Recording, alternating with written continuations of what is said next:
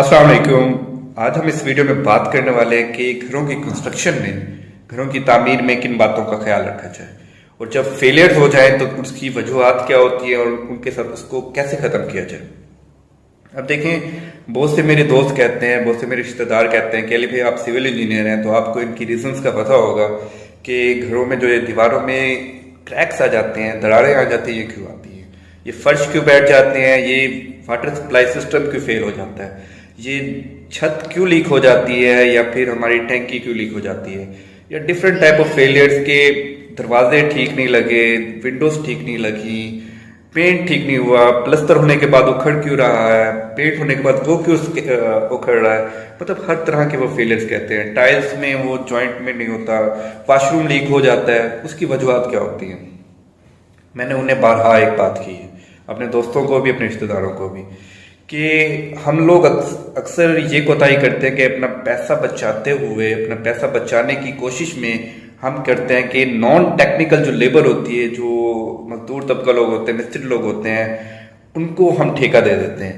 और जब उनको ठेका देते हैं, वो लोग क्योंकि मटेरियल के लिहाज से इस तरह उनके पास नॉलेज नहीं होता जितना नॉलेज एक इंजीनियर के पास होता है, एक टेक्निकल बंदे के पास होता है। वो लोग क्या करते हैं कि आपको खुश करते हुए, मटेरियल बचाते हुए, वो क्या करते हैं कि वो उस रेशो के साथ, उस तनासुब के साथ वो मटेरियल नहीं लगाते जिस तनासुब के साथ लगना चाहिए।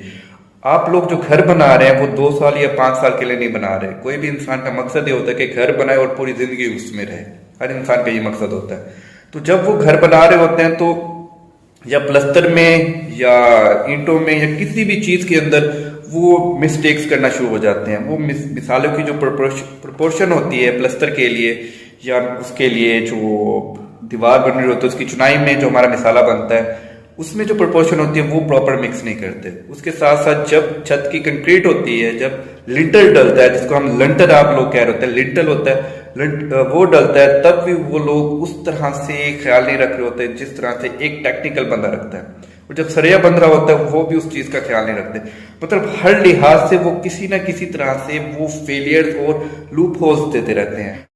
जो ये फर्श है, जो ये बैठ जाता है, ये डिपेंड करता है कंपैक्शन पे। अगर प्रॉपर कंपैक्शन नहीं होगी तो ये बैठ जाएगा। लेकिन मजदूर लोग इस चीज का ख्याल नहीं रखते। वो ऊपर वाली लेयर जो होती है उनको लगता है ये कंपैक्टेड है तो ये इनफ है, आगे हम इसको उसके ऊपर वो फर्श बनाना शुरू कर देते हैं, जिसकी वजह से कुछ दिनों के बाद वो फर्श बैठना शुरू हो जाता है। और ना ही उन लेवल्स का ख्याल रखते हैं जो वॉशरूम के अंदर होते हैं, ना ही उन जॉइंट्स का ख्याल रखते हैं जो टाइल्स के दरमियान लगती हैं, ना ही उस प्लस्तर का ख्याल रखते हैं। क्योंकि जब डैम्पनेस आ रही होती है, जब नमी आ जाती है दीवारों के ऊपर, तो कभी भी कलर उस पर ठहरता नहीं है और स्कैटर होना शुरू हो जाता है। कुछ अर्से के बाद हमने न्यू कलर कराया होता है, वो उखड़ना शुरू हो जाता है। उसकी वजह ये होती है उन लोगों ने बहुत ज्यादा ऐसे ब्लंडर्स किए होते हैं, फाउंडेशन से लेके एरो से लेके ऊपर लेवल तक। तो इस तरह से सारे फेलियर होते हैं। लेकिन अगर एक टेक्निकल इंजीनियर खड़ा होगा, वो आपको इची पीची बताएगा, वो आपको ये भी बताएगा कि टर्माइट प्रूफिंग क्यों जरूरी है, कि दीमक का स्प्रे क्यों जरूरी है, वो आपको ये भी बताएगा कि डैम प्रूफ कोर्स जो डीपीसी डलती है, जो आपके फर्श से नीचे, आपका फर्श से पहले जो आपकी फाउंडेशन लेवल होता है उसके ऊपर फिर डीपीसी क्यों डाली जाती है, उसका मकसद क्या है। वो आपको ये भी बताएगा कि अगर मिसाले में हम सीमेंट इतनी डालें, रेत इतनी डालें, उसका मकसद क्या है। वो आपको ये भी बताएगा कि छत में कंक्रीट हो रही है, उसका मकसद क्या है।